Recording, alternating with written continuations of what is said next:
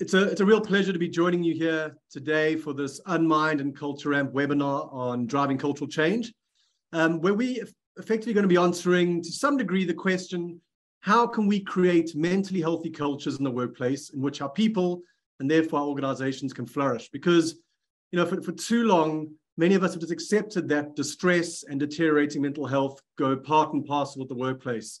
And Matt mentioned some sobering stats in terms of employee well-being right now.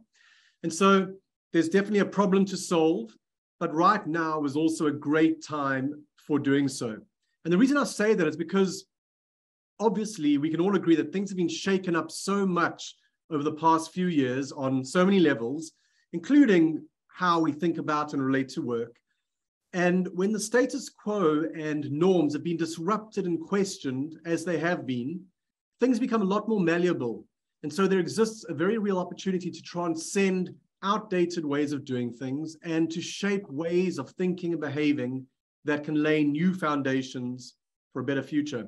And so, yes, there's a crisis in motion, but there's also a ripe opportunity for positive change in my mind.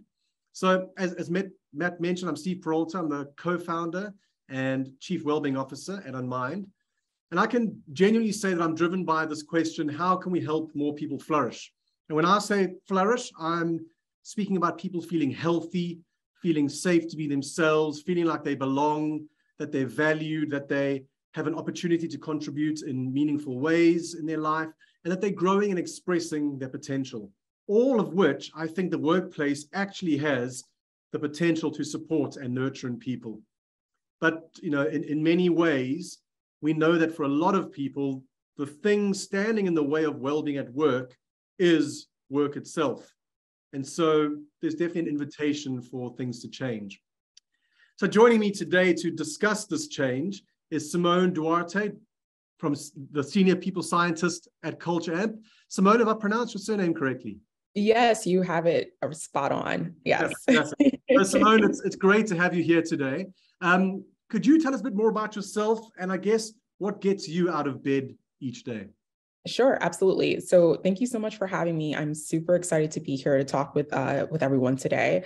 So my name is Symone Duarte. I am a Senior People Scientist here at Culture Amp. My background is in industrial organizational psychology.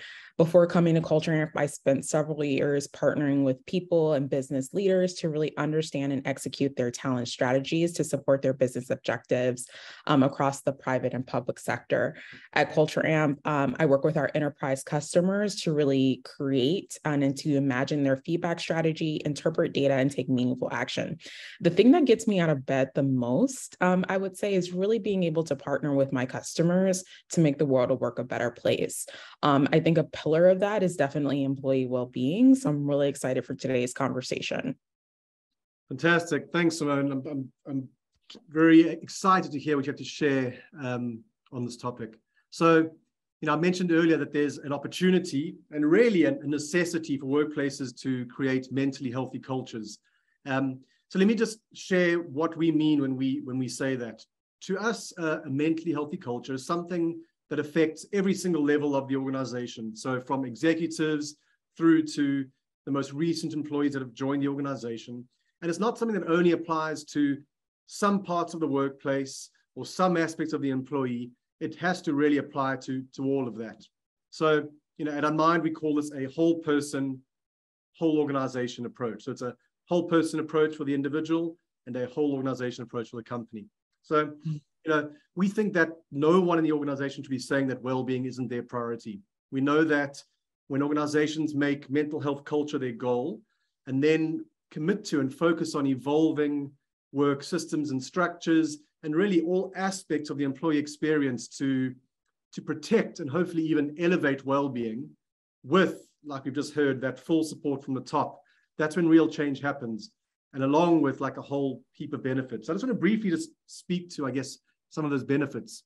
So according to the Josh Bersin Company, organizations that approach well-being in the way that I've just described, in other words, a whole organization approach, they simply perform better. So they found that mentally healthy organizations are 2.2 times more likely to surpass financial targets, 5.4 times more likely to recruit new talent, and 3.2 times more likely to engage and retain staff.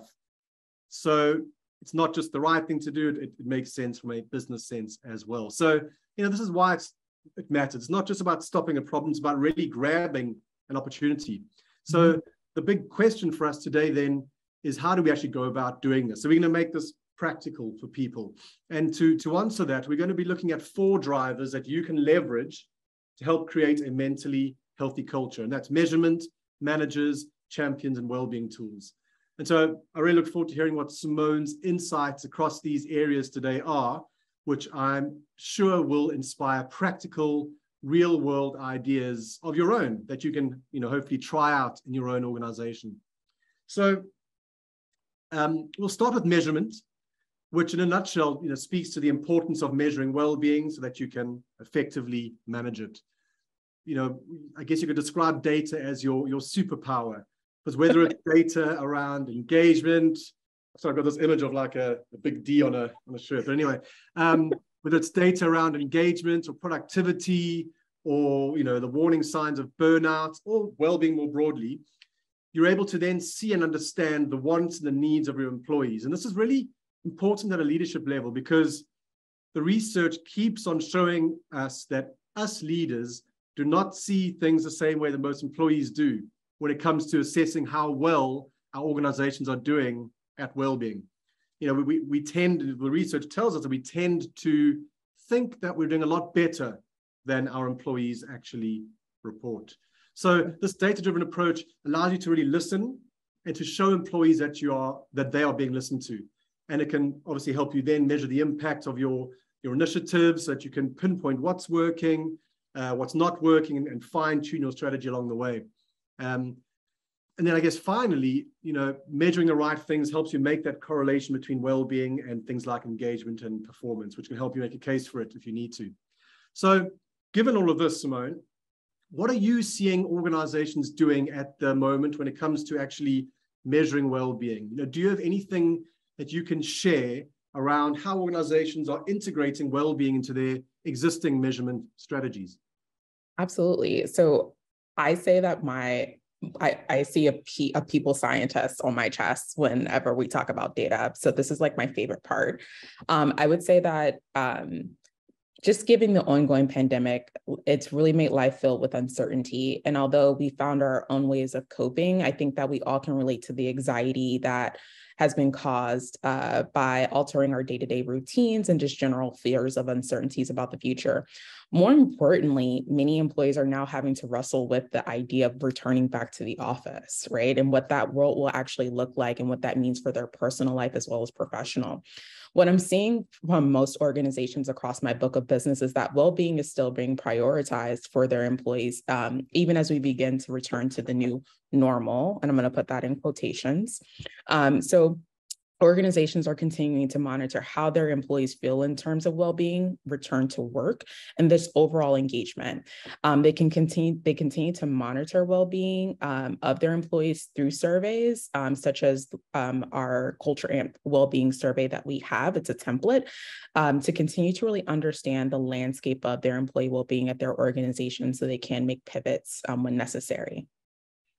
And how can these organizations establish a baseline for measuring well-being? That's a really good question, and one that I actually get often. So I would say that there are about 3 steps that organizations should consider when they are wanting to gather a baseline. The first is to start with getting executive leader buy-in. You don't want to just go out and survey your employee on well-being and collect the data. You want to make sure that you're getting your leadership buy-in because you'll need them to actually be the champions and to support whatever it is that you're actually going to be doing. You want to make sure that that information resonates with them. So really understanding the audience of your leader, like what do they care about? Are they a data person? Are they a story person? What exactly is it really about your well-being strategy that's really going to draw them in to be a supporter of that? You want to frame your well-being strategy in terms of the overall impact on your employee experience as well. So that's first thing to do, that is getting that leadership buy-in. The second thing that I would say after you get that buy-in is to then go ahead and collect the data from your employees. So as I previously mentioned at Culture Amp, we have a well-being template that really helps organizations uncover what's driving employee well-being at the organization. This template encompasses themes such as work environment, management, resiliency, work pressure, flow, and much more. It's all science-based backed, as well as working with practitioners to really understand what's going on boots on the ground. So it's a really nice practical versus theoretical approach and blend. Lastly, this is when the fun happens, at least in my opinion. You'll want to actually develop those goals and actually build out your strategy, and then measure success for your first year of implementation. So once you actually get your goals and you have your data, you want to go ahead and start to make implementation plans or interventions, and then making sure that you're measuring them along the way to make sure that they're actually being impactful. So those are some just high level quick steps that organizations can do to really get that baseline going and make it meaningful. I think that those are really, really helpful steps I think people can draw on. And I'm not sure what you think about this, Symone, but in my mind, I think it's worth mentioning just how important, communicating all of this with your employees is when it comes to surveys and measurement. It's important to obviously use that employer data and feedback that you have to inform your wellbeing strategy, like you just mentioned. But then I think, you really do need to let your employees know what you plan to do to improve things. And then you need to track those initiatives and interventions to measure success, like you said as well, feed it back into a strategy, but all the while keeping this like open line of communication with the business going. Because to me, if not, then it might just feel like just another survey, just another piece of measurement, like, so what? It's really important to maintain that engagement and trust in what you're doing as a business to support employee well-being. And so I guess just to tie that up, like measurement plus informed action plus ongoing communication with the business around what you're doing, why you're doing it, how you're going to measure success, etc. I think that's one of the ways that you can achieve this kind of engagement and trust. Absolutely.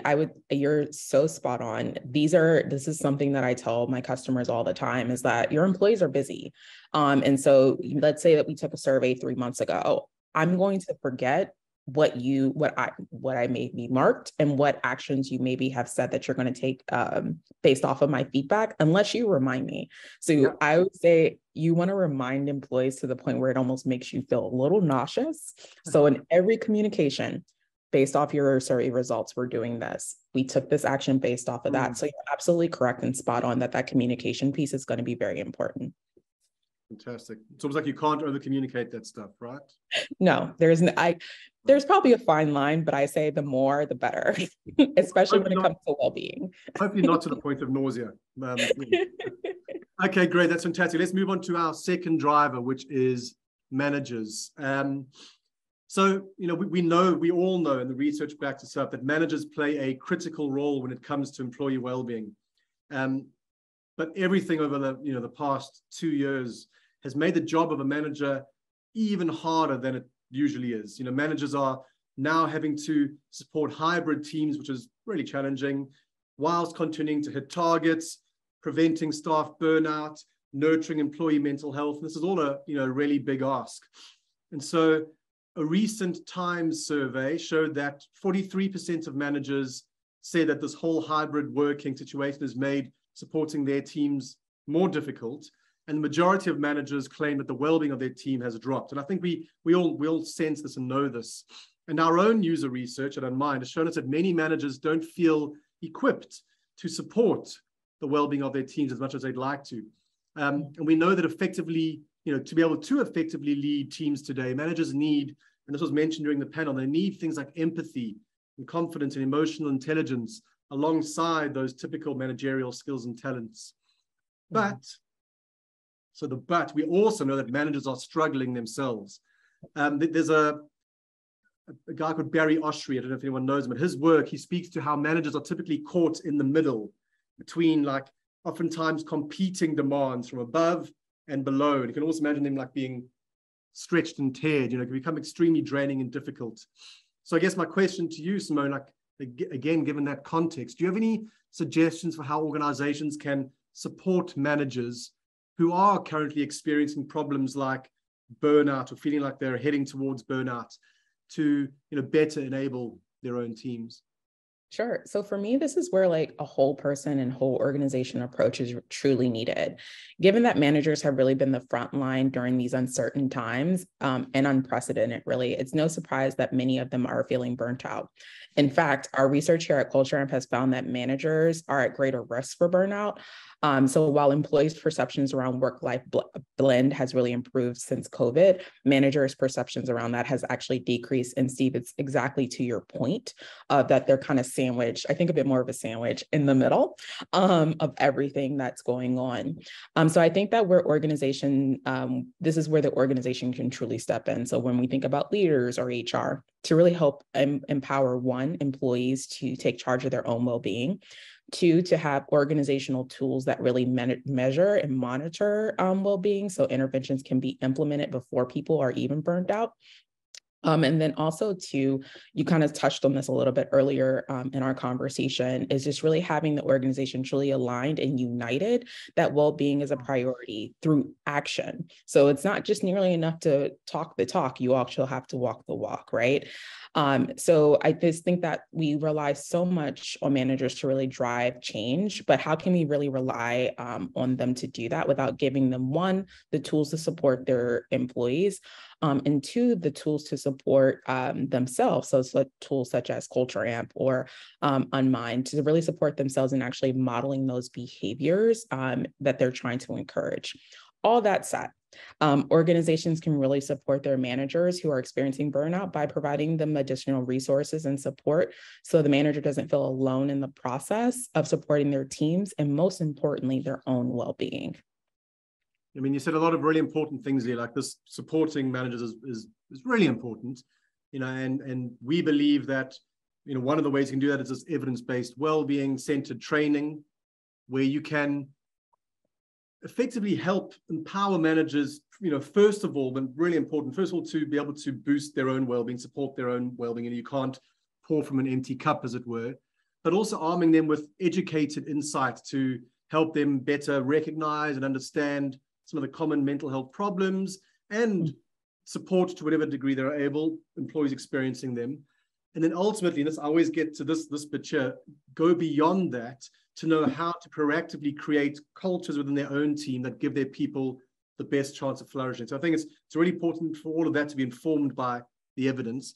But I do like what you say as well. We can't just leave it to managers, right? This needs to be a whole organization approach. Absolutely. But I think we both agree just how important supporting and empowering our managers is. Yes. So, what would you say are the key elements then, if you want to get a bit more specific here, that organizations should consider when upskilling managers, as it were, to become better able to discuss and champion mental health and well-being within their teams? Sure. So I think a few of the traits that you have previously mentioned around empathy and emotional EQ or emotional intelligence are super critical. I also think the art of having the conversation, and obviously like those two traits that we kind of mentioned already will feed into this. So I think that upscaling managers on how to have conversations around well-being and mental health is a critical point for a successful well-being strategy to flourish within your organization. So leading these conversations again with empathy and knowledge of the resources that are available at their organization is going to be really important. What I find also too to be most important is the frequency that these conversations are having. So I'm a firm believer of we want to actually get before I start to feel burnout, I want my manager to know this, right? And so that really is going to depend on how frequent your managers are actually meeting with their direct reports, and more importantly, the quality of the one-on-ones. So at Culture Amp, for example, we have a well-being scale incorporated into our one-on-one templates. This helps our mentors, and mentors at Culture Amp are basically our managers at Culture Amp, as well as our customers who are using our platforms to have a finger on the pulse of how their direct reports well-being is going, depending on how often they're meeting. I personally have found this to be extremely helpful in managing my own well-being, as well as building a great relationship with my mentor to have conversations that may not feel as comfortable, or being able to have the courage to be vulnerable about what's going on with me, both personally and professionally, that may be impacting my well-being. Yeah, it's really important. I mean, I also agree. I think every manager one-to-one should have a well-being check-in. It's really important for a manager to stay, as you say, I think you described it as have their finger on the pulse when it comes to the people that they're managing. I think it also, and I've used the phrase, the art of the conversation, if we empower managers to be able to have those kinds of conversations, it starts to normalize well-being conversations within their team. So they become like healthy role models, as it were, which I think is fantastic. Okay, great. So we've looked at measurement and managers. Let's move on to our third driver of cultural change, and that is champions. So as you mentioned earlier, Symone, we can't just rely on managers when it comes to creating a culture of well-being. It really does rely on this whole organization approach. And one of the ways that we can engage and inspire more of the organization is by mobilizing a group of well-being champions who can effectively become the eyes and the ears and the heart of the organization when it comes to well-being, helping to create change from the ground up. If you can find employees who don't just want to develop and progress in their role, but really want to become engaged, vocal champions that want to elevate the culture of well-being, then you have access to a really powerful group of positive change agents who can not only help that organization or your organization become more employee-led, which is so important, and sensitive to employee needs, but also inspire amongst the organization and colleagues, etc., a proactive approach to well-being across that organization. So I think they can play a really important role. So Symone, there may be some people on the call now who recognize how powerful a group like this can be, but may not be sure on how to properly initiate one. So could you share what steps you've seen other organizations take when it comes to establishing something like a well-being champion network? Sure. So I love just champion networks in general. So I think that there are high level steps that you can take, and then we can maybe make it a little bit more personalized to well-being. So when thinking about a champion network, this could be applicable to any type of survey that you have just run. So for example, most of the time I see them with engagement surveys, but I myself have had a wellness champion circle, as well as talk to my customers about this. So you want to make sure that you first identify who your potential champions are. So typically we recommend that they are maybe future leaders in the organization, or high potentials, or someone who's truly passionate about well-being. So to your point, if there's a person that's ooh, this is really a passion of mine, I really want to help with this, you want to also consider them as well.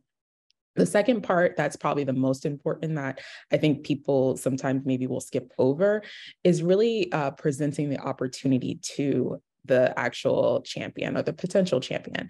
I know I don't like to be voluntold to do things, especially if I'm super busy, and we're often tapping the same people over and over again. So you want to give people the actual choice and autonomy to choose to be a part of this. This gives them all of the willpower and hopefully the ability to want to do more if they are actually actively opting into something versus being forced into it, right?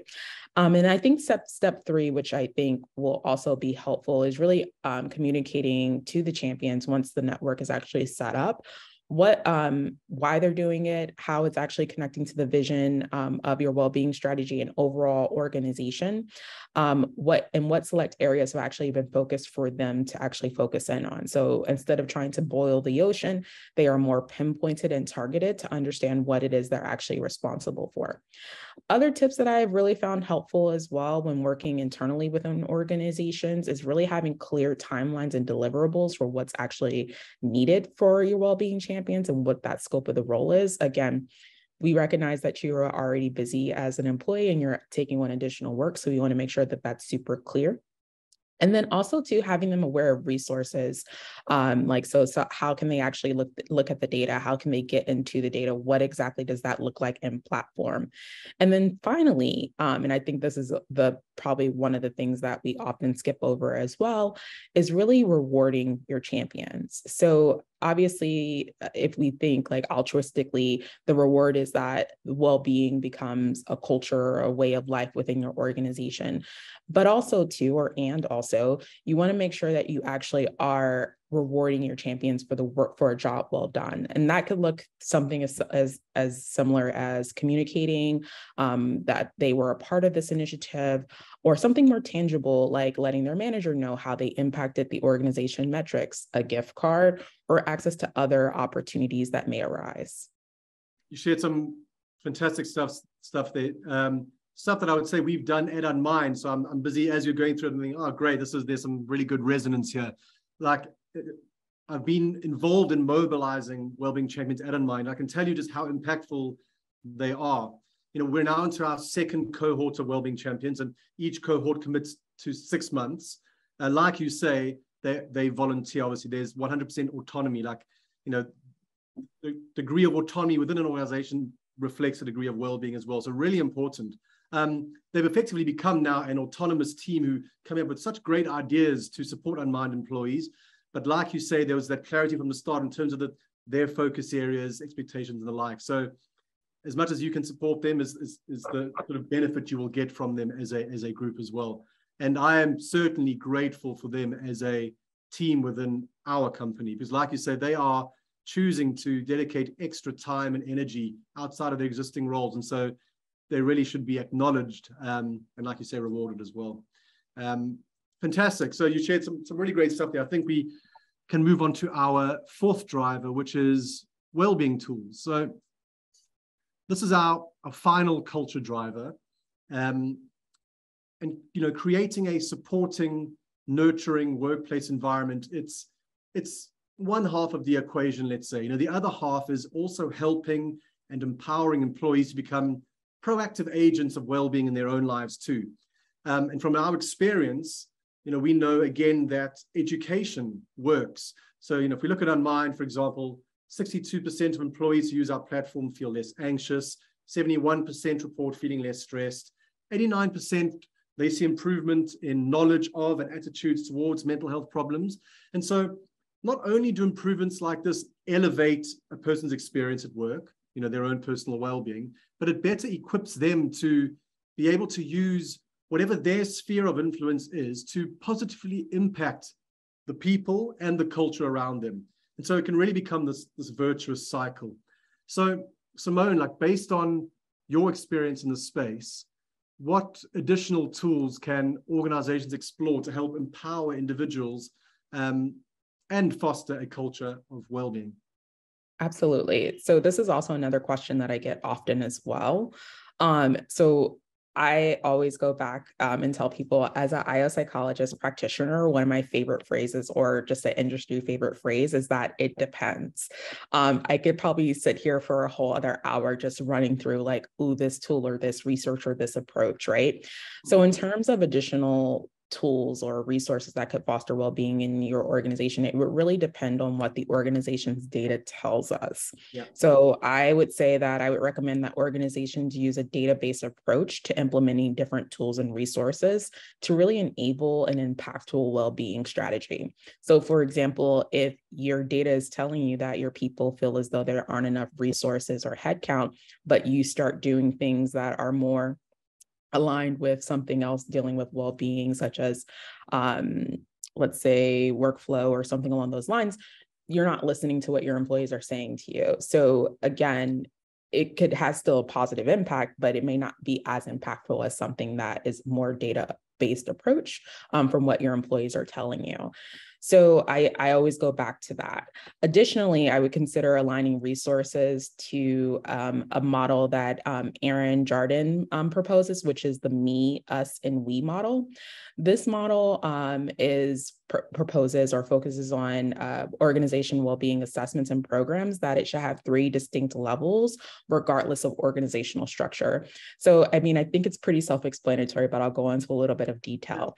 The me level is really the employee level. So what can Symone do as an employee to really manage my own well-being? The we level is really looking more at that group level. So think teams, think like your department potentially. And then the us is going to be that organizational approach. Interventions will look different at these different steps. So I'll give you an example. Let's say that data came back that resiliency is an issue within your organization and you're trying to build a more resilient workforce. At the me level or the employee level, you could empower your employees to be more mindful about their calendars as well as others' calendars. So if they need to schedule breaks to detach from work or to recharge, that could be really helpful. I know personally, I found gardening to be really helpful during the 2020 pandemic. I would take scheduled breaks at work to water and tend to my plants to really help me to refresh and be ready for the rest of the day. At the we level or the team level, in terms of building resiliency, organizations could consider enabling teams or putting forth the idea for teams to really have short 5-minute mindfulness activities, such as meditation or stretching before meetings. But my favorite that I've experienced here at Culture Amp, and I would be curious to know if others are actually using this, is the use of shorter meeting formats. So in G Suite, they have this function called speedy meetings. And so when you turn that function on, it shortens your hour-long meetings to 55 minutes or 50 minutes. That way you're not running back to back to back to back. You actually have 5 to 10 minutes between your meetings to go grab water or take a bio break or just stretch and just kind of reset before having to go into another Zoom call. I know I get Zoom fatigue. So these have been really helpful for me in terms of managing my mental health. And then lastly, what I would say as well, from the us level or the organizational level, is if organizations are trying to build resiliency, there are a few things that can definitely help. So this is where you think like big policies, right? Big things that are kind of top down that are being driven through the organization. And this is kind of where it comes from, the cultural piece of it, right? Many companies, like Culture Amp included, have been actively encouraging employees to really take off. And so whether that's just an extended weekend or taking a longer period of annual leave, it really just depends. Also, too, as a company culture, you want to ensure that you support both macro and micro breaks. So really thinking about small gaps during the day, as well as vacations, as I just spoke about. And then the other thing specifically that Culture Amp offers here, which I am probably most proud of when I actually speak about this, is that we offer something called Passion Days, which is once a quarter, or you can go ahead and use that day to do anything that you're really passionate about. That can be volunteering, it could be rallying or going and marching, it can be self-care, yoga, it literally could be anything. And this is separate from actually taking a personal day, sick leave, or annual leave. So really we have a designation to really shows that we really want people to take care of themselves. It's really critical for managers and leaders to be supportive of employees taking time off and role model these behaviors for themselves. Yeah, I found myself nodding along to all of that. It all resonates with me for sure. You said a few important things there. First of all, like, well-being can't be a cookie cutter approach, the same one size fits all, which is why data is so important. I think you described the me, us, we, that obviously definitely resonates. I think at Unmind, we use I, we, all. I think it's effectively the same thing we're talking about here. We think of it in terms of concentric circles with the I in the center, then the we, then the all, which again speaks to that virtuous relationship between the three. I think it brings you back to that need for both personal responsibility and the supportive generative culture. But speedy meetings, we've been using them at Unmind, and it definitely makes a big difference. It's so important to have that breathing space in between Zoom meetings for sure. So Symone, thank you so much for being here today, first of all, and for sharing your perspectives and your ideas with us. Do you have, you've shared so many great practical strategies, and that's what I've loved about what you've shared. This is stuff that people can really draw on and use straight away. But do you have any other parting words, ideas, any other relevant strategies that come to mind that you can leave our audience with when it comes to driving positive cultural change in the workplace? I would say use your data. And that's probably the biggest piece for me. A lot of times I feel like with well-being, organizations will say, well, I know what employees feel, and it's based off of anecdotal feedback or word of mouth. And it's not to say that you're wrong, because most of the time the data will confirm what you're already thinking. But if you want to really understand if your interventions are truly making a difference, you want to make sure that you're using questions that have been validated, and that they are actually measuring what it is that you think that they're measuring, in order to really effectively say this intervention that I put in place or this cultural change that we put in place is truly making a difference in the direction that we want. So I'm going to put my superhero people science cape on with the PS on the front, and that's going to be my last advice for everyone. Love it. Love it. And at Unmind, we couldn't agree more with that. Data is so important. So thank you everyone for joining us today. We hope you've enjoyed the conversation and take away at least even just one thing, but I'm sure there's more, but one thing that's resonated with you that you can look to leverage to help you become an agent of change in your organization. And so in this chat, we looked at measurement, we looked at managers, we looked at champions, and we looked at well-being tools, which are all really powerful drivers of helping to create a culture of well-being. What I do want to say to close here, and actually pick up once more what was discussed during the panel, is that perhaps the most important facilitative and unlocking factor when it comes to all of the stuff we've been talking about today, and helping it really land and work, is leadership. So I want to just come back to that just to close off. Leaders who do truly care about their people and recognize the importance of well-being in their organization, and then choose to role model and become role models of well-being and supporters themselves, who make well-being a strategic driver and then prioritize it alongside performance. Those are the leaders who are really leaning into their disproportionate sphere of influence to shape a better tomorrow for their people, and ultimately, for their organization. And so it was fantastic to hear some of the stories about leaders who are truly engaging and supporting well-being in their organizations during the panel discussion.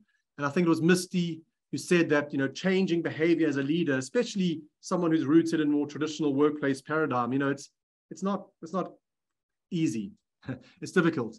But when it comes to the conversation we've been having today, when it comes to the stuff that Symone's been sharing as well, the strategies, that leadership buy-in is essential.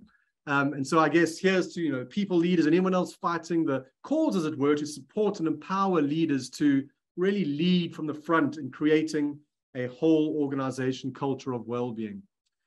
So on that note, that's it from Symone and I. Thank you again so much, Symone. It's been a pleasure chatting with you. You're so welcome. It's been great chatting with you as well. This was inspiring, to say the least, for me as well.